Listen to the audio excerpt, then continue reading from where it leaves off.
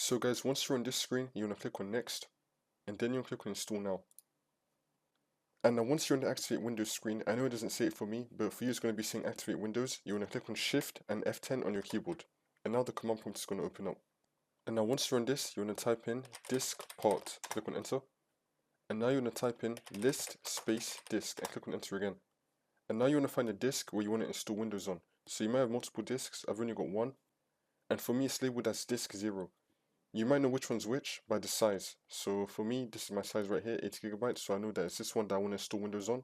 So now once you find the drive that you want to install Windows on, you want to type in select space disk space and then the number that they gave you. So for me it's going to be disk 0. So I'm going to be typing in select disk 0.